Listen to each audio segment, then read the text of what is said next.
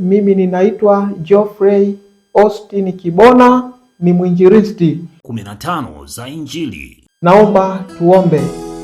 Baba yetu, Mungu wetu, tunakushukuru kwa kuwa wewe ni mwema. Umeweza kutujalia afya na uzima tele. Tunaweka baraka zako juu ya chombo hiki ambacho Mungu kimepakwa mafuta yako.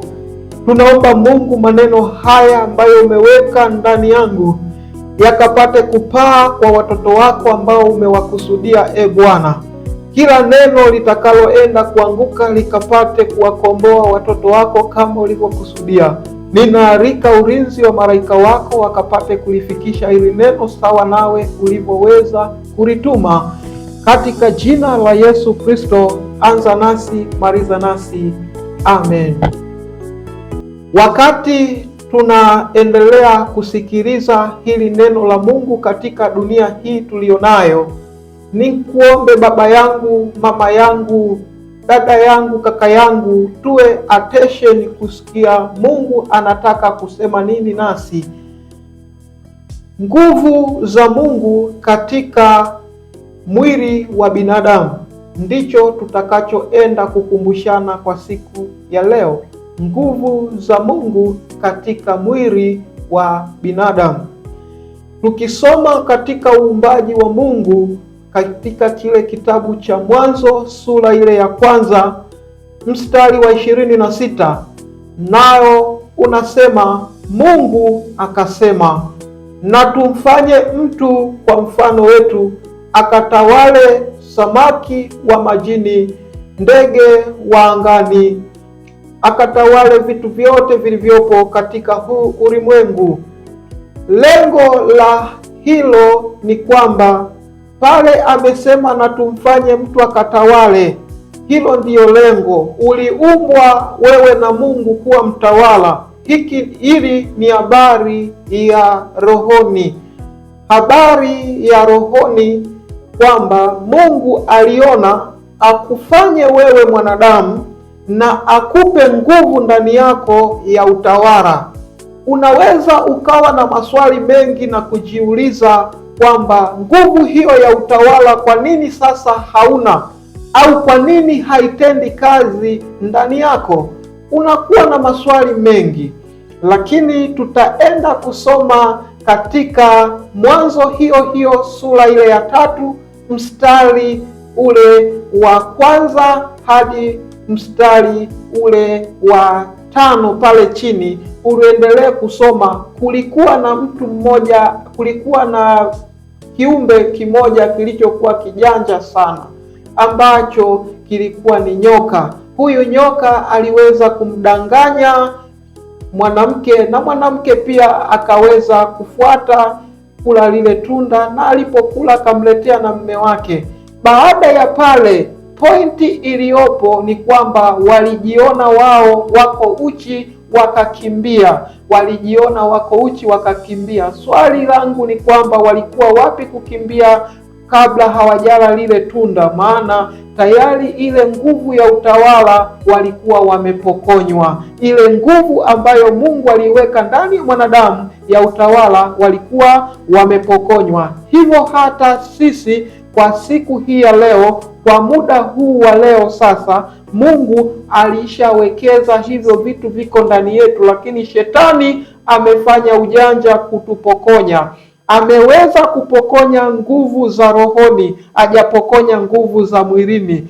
Unapita mahali mbalimbali, watu wanainua vyuma, wanatembea, wanalima, wanafanya kila kitu kwa mwili, wanafanya kwa mwili, lakini rohoni hamna. Tunawezaje kujijua ya kwamba Mungu pia aliwekeza nguvu pia za mwilini? Tunaposoma kitabu hicho cha Mwanzo sura ile ya 2 mstari ule wa 8, anasema Mungu akafanya bustani ya Edeni upande wa mashariki na akamuweka mtu ndani yake. Kwa hiyo kumbe aliifanya kwa mwili. Hivi vitu vilionekana kwa macho ya nyama haya tulionayo. Hivi ni vitu ambavyo Mungu alivifanya kwa macho ya nyama, kwamba upate kuona, apate kuona huyu mwanadamu bustani imemzunguka, ina matunda, ina nini, na yeye yu ndani yake. Kwa hiyo alipewa vitu vya mwilini. Kwa hiyo hapo tumeziona nguvu za Mungu namna zilivyo ndani ya mwanadamu, kwamba ni upande wa kimwili na upande wa kiroho. Sasa kaka yangu, dada yangu, tukae vizuri tukisikiliza kwa umakini habari hizi ambazo Mungu amewekeza ndani yetu. Kwa nini sasa sisi tunafeli, au kwa nini sasa sisi tunashindwa kuenenda katika kile ambacho Mungu alikikusudia tukifanye? Cha kwanza, yule ambaye alikuwa ni mjanja aliyeweza kumdanganya mwanamke, kile kiumbe ambacho nyoka ni mjanja, hadi leo bado anaishi, lakini hana nguvu, anaitegemea nguvu ya kwako. Nyoka anaishi kwa kuitegemea nguvu ya wanadamu. Tukisoma katika Ufunuo sura ile ya 3 mstari ule wa 16, nasema ninajua mahali uketipo ni kwenye kiti cha enzi cha Shetani. Kwa hiyo kumbe Shetani yupo pamoja na sisi, anakaa pamoja na sisi, muda wote yuko pamoja na sisi, akitegemea ile nguvu aliyompokonya Adamu na Hawa. Hivyo hivyo hata sisi pia ana uwezo wa kutupokonya. Tufanye nini sasa katika hizi nyakati ambazo Timotheo wa kwanza sura ile ya 4 kuanzia mstari wa 1 mpaka huu wa 4, pale anaposema Roho anena wazi, nyakati za mwisho ni nyakati za hatari.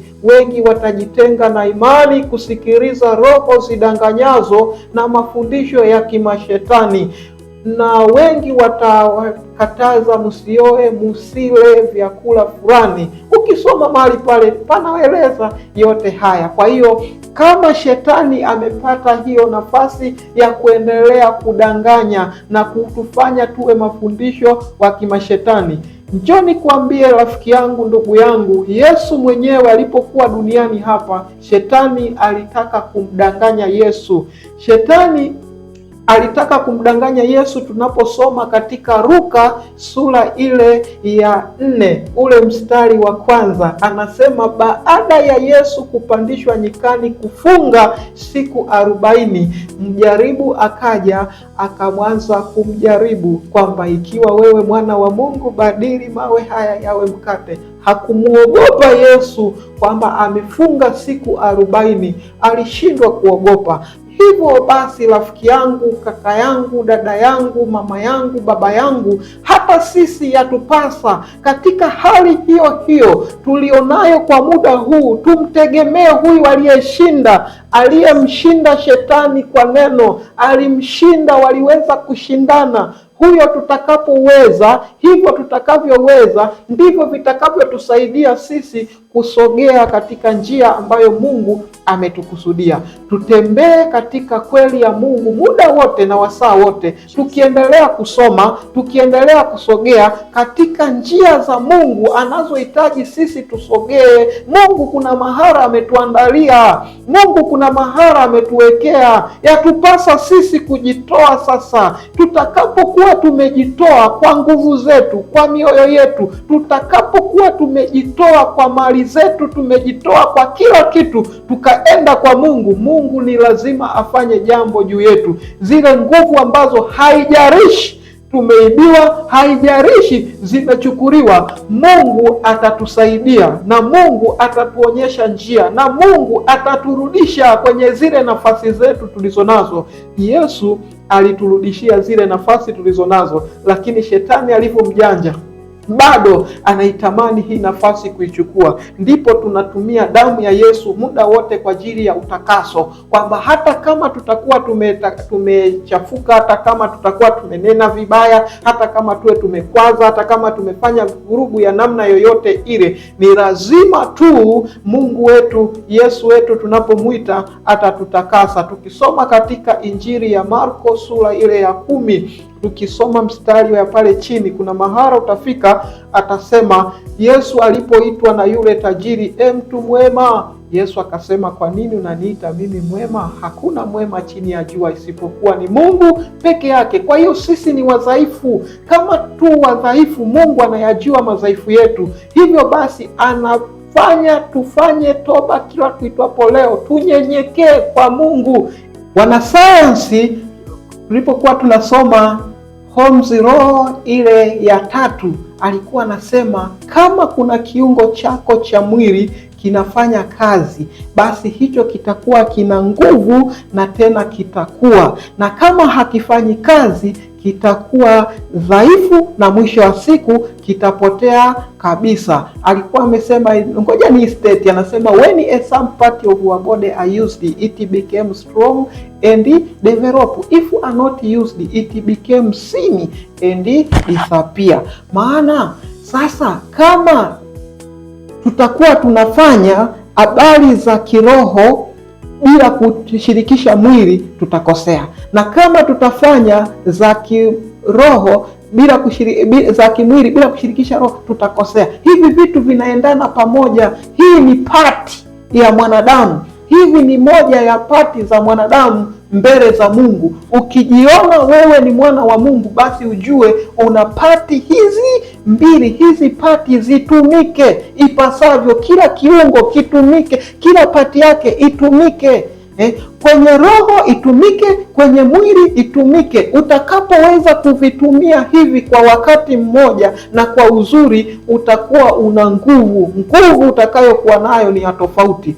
Tunawaona wakina Daudi namna walipokuwa ni watoto wadogo, lakini Mungu akawachagua. Aliwaonaje? Aliwaona kwamba wana mili ya kiushupavu na pia roho zao ziko vizuri. Maana anaye alijisifia akasema, nimeua simba, nimeua dubu. Tunasema tu kwamba Daudi ni kijana mdogo, amechaguliwa akiwa ni kijana mdogo, lakini alikuwa ni mdogo, alikuwa na nguvu za mwilini, alikuwa na nguvu pia za rohoni. Roho yake ilikuwa ina nguvu. Mungu alitazama roho, akatazama na mwili wake kwamba yes, huyu ananifaa. Kwa hiyo hata wewe hivyo hivyo uwe na moyo wa upendo, moyo wa sikivu, moyo wa uelekevu. Unapoambiwa kila neno, kuwa mwelekevu, kuwa msikivu. Unapokuwa msikivu, mwelekevu, wewe kila jambo unafanya, si unakuwa mbishi. Kila jambo wewe mbishi, utashindwa kupokea baraka za Mungu. Sawa na Isaya sura ya 1 mstari ule wa 19, anasema ukinyenyekea na kutii utakula mema ya nchi. Fanya haya ili mradi uwe katika huu ulimwengu unapita. Ukianza kuvikamata vitu na kuviona ni mali yako wakati ni mali ya kidunia, hivi vyote vinapita. Utatamani kwamba sijui mimi ni mtu fulani, nitamani niwe mtu mkubwa, nitamani niwe mtu fulani hivi. Yaani unatamani habari tu za kimwili, lakini kiroho umesahau. Njia ya kwenda mbinguni, wapendwa, imesongwa, na ni wachache wanaoenda katika njia hiyo. Wengi wanaenda kwenye njia ya upotevu ambayo ni mbaya mno. Kama umepata neema ya kulisikia hili neno, ninakuomba na wewe usiye miongoni mwa watu ambao wataenda jehanamu. Jitahidi tufike mbinguni wote kwa pamoja. Haijalishi umedharauriwa kwa kiasi gani. Pale penye dharau ndipo hapo ambapo Mungu anajiinua, ndipo pana nguvu za Mungu. Yesu alikubali dharau, ndo maana akawa na nguvu.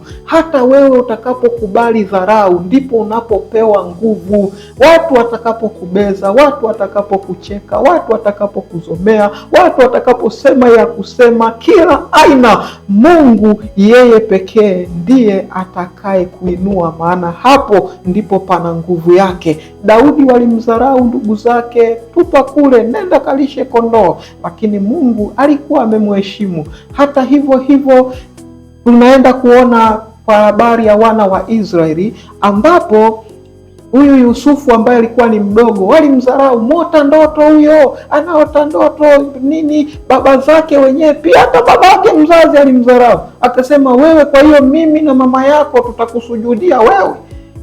Yaani waliona ni kama vitu vya arinacha, lakini baadaye vikatokea vile alivyosema, na ikaja kutokea vile alivyoona katika maono, ndio ikaja kutokea hivyo. Mheshimu Mungu kila muda na kila wasaa. Kumheshimu Mungu, umheshimu Mungu katika utoaji. Nataka nikuachie neno la mwisho hili la kukaza, ndugu yangu, ni kwamba utakapokuwa na Mungu, nenda kwa sala pamoja na sadaka. Hizo ndizo zitakusaidia katika huenda mikononi mwa Mungu na Mungu atasema jambo pamoja nawe. Tukisoma katika Matendo ya Mitume sura ile ya 10 mstari ule wa kwanza, anasema palikuwepo na mtu mmoja mtaua, jina lake Kornelio.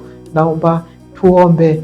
Baba yetu, Mungu wetu, tunalibariki jina lako. Asante kwa kuwa wewe ni mwema, umeturuhusu watoto wako tukaweza kuketi katika madhabahu hii, tukatoa neno ambalo uliliweka ndani yetu ili lengo liwafikie watoto wako. Tunakushukuru Mungu kwa haya yote yaliyoweza kutendeka. Tunaiachilia madhabahu hii na tunamwaga damu ya Yesu ikatakase madhabahu hii, ikatakase redio yetu, katakase TV yetu, kila mahali inapovuma na kusogea, tukaone nguvu yako Mungu ikitenda kazi. Tunaachilia baraka tele mahali hapa, tutumie na nafasi nyingine na wasaa mwingine. Msaidie mtumishi wako huyu alienda kuisikia neno la Mungu hili, lisikae bure, bali akaende kulitendea kazi, katika jina la Yesu Kristo, amen.